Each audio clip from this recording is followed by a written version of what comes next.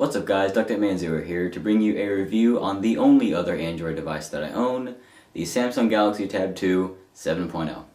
Now I know what you're thinking. Yeah, more like a Samsung Galaxy crap. Touchwiz reference! Touchwiz reference! Turn that off, I can't compute that! Dual-core processor, whoop de freaking do. It's not an iPad, but I don't want it. Oh, I'm sorry, crap 2. Touchwiz! But I've been using this device for just over a week now, and once you get past the fact that it is running TouchWiz on top of Android 4.0 Ice Cream Sandwich, it is a pretty neat device. So let's take a look. Alright, so first we have the hardware. At the bottom here we have the two stereo speakers flanking the Samsung's 30-pin charging connector.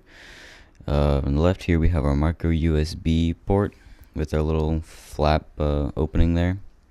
On the top we have our headphone jack next to our microphone there. And on the right side we have our power button, our volume rocker, and our infrared blaster, which I'll get to in a minute. And on the back we have our 3.5 megapixel camera, along with some Samsung branding and some FCC branding. And on the front we have our VGA quality front-facing camera. Samsung isn't very great with cameras when it comes to tablets like this, I've noticed. But yeah, overall nice, good sleek design. When you turn it on, you do notice that TouchWiz lock screen there with shortcuts. This isn't actually the TouchWiz home screen. I wish I was sometimes, but this is actually adw.launcher. And I kind of resented the TouchWiz home screen since it didn't really do much for me any more than this did. So you see I have a app drawer customization there, and this really nice display. It's got a 1 gigahertz dual core processor, 1 gig of RAM, and runs games very, very smoothly. This game in particular, it's on the highest graphics setting I know, and it is running very, very nice. We have our PLS LCD screen there with a resolution of 1024 by 600, giving us a pixel density of 170 ppi. So apps, the layout looks kind of nice. YouTube looks the same as the phone, which I wouldn't expect since it's a 7-inch tablet. There's not much UI changes that need to be made from the 4 and 5 inch phones to 4 and 5 inch screens rather to a 7-inch screen. So yeah, the dock on the left hand side opens just as much as it needs to reveal the text instead of opening up to the other side like I know some other apps do. So yeah, it's pretty much the same as the YouTube layout for phones rather. In landscape you see the two videos next to each other per row. But yeah, not much user interface changes on YouTube in particular. So let's have a look at some other apps, shall we? There's our Peel smart remote app, which you can actually download, but it doesn't, I mean, unless you have an infrared blaster, it doesn't really work for your TV. Now this one, I actually have it programmed. I have it set up with my television provider and my particular television and my cable box and all that. It'll actually work with pretty much anything you have in your home theater system. So TVs, DVD players, stereo systems, etc. All that'll work with this, so long as it's remote capable.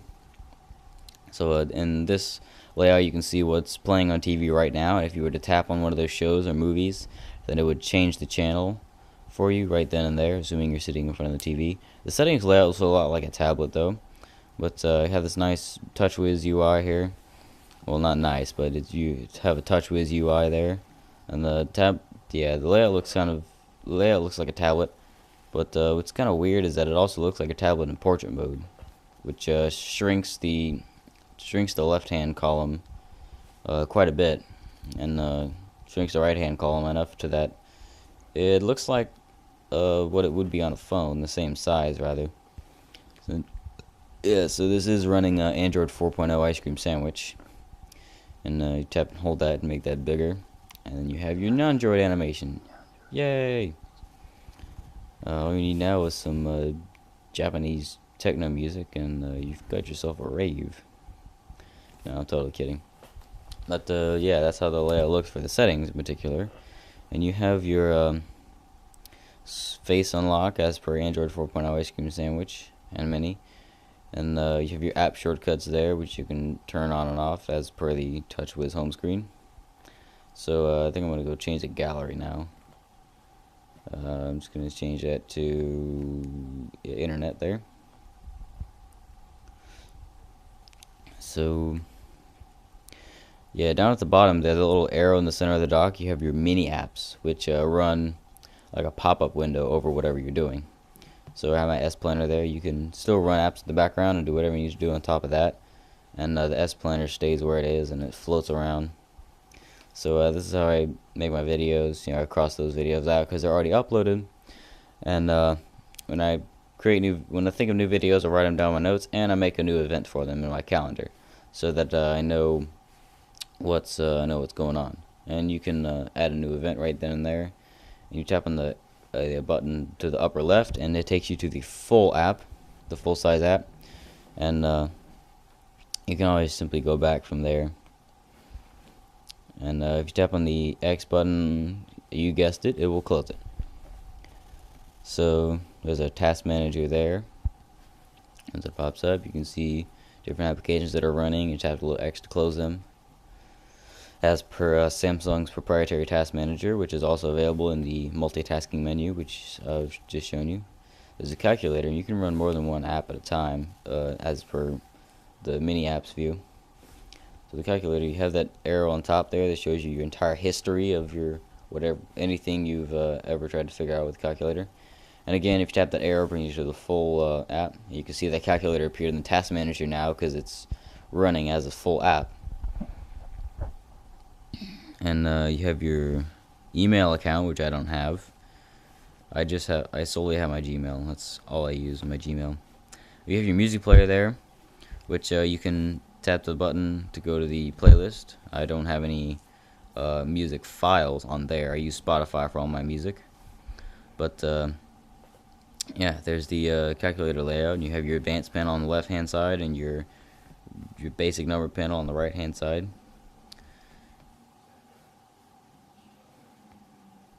And the little arrow again takes you to your history. So I think I'm going to clear history now. And you can change the text size too. Let's do small. It's kind of large for me. That's really small. Let's do medium. Text size, medium. There we go. That's a little better. So yeah. There's your mini apps, and you can edit them. You see in the corner there. You can choose which you can add or remove apps as per the ones that are preloaded there. As far as I know, you can't add any apps to this list. I mean, you can't download a third party like Notepad or something and put it in your mini app store there. The graphics and the GPU is actually really good on this game. I've played games like this one where it would otherwise lag on my Galaxy Nexus here and there. But yeah, this is pretty good. This is a combination of internet-based and hardware graphics. And I just got 2 kills there, which is pretty neat. Yeah, this is running really smooth for a combination of internet and hardware graphics. So this one actually, every single person I'm shooting right now is an actual person. They're on the other side of a screen just like I am, and they're playing. So yeah, I find little to no lag, even with high graphic settings on some games like Minecraft here. Yeah, this is no lag whatsoever that I've found so far. This is actually very nice for a dual-core processor, I've found. Vegetarians, look away now, as I'm about to kill this cow. Give me your beef. Thank you, cow. But yeah, this is all around a really nice processor, even though the fact that it's dual core. Superman cliff diving. There we go. So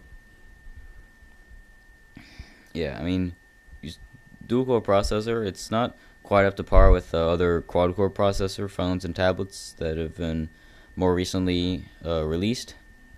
but it is pretty good for what it's worth. And I mean, like I've said a bunch of times, I've experienced lots of other games with no lag. Here's a quadrant standard test with your 3D graphics rendering. Slight lag on that, but then again, that is meant to completely max out the processor. So you probably would expect a little bit of lag on that one. On that room animation there in particular. This one not so much, because there's not so much that needs to be rendered. You have a clean white background and some DNA molecules, and it needs to get the benchmark result. So let's see what the benchmark result is. So there it is. Not bad, not bad at all, not bad by any means. Right under the tab 10.1, which is somewhat expected. And here there's our camera icon next to our multitasking icon, which you can change to do screenshot, camera. There's a few other ones you can change it to, I know that. The lag in between the actual motion and the what do you call it, when the camera picks up on it, there's a little bit of lag in that. Video and pictures are kind of grainy, and there's no autofocus, so you can't focus on anything that's closer than about a foot maybe. I've heard 4 feet, but this actually is pretty good for what it's worth. I would expect it to be very, very, very blurry at this range, so I'd give it about a foot as its minimum focus distance. 3.15 megapixel camera, so you can't really get expect too much with that. So there it is, the review on the Galaxy Tab 2 7.0. I hope you like it, and I'll see you in the next video.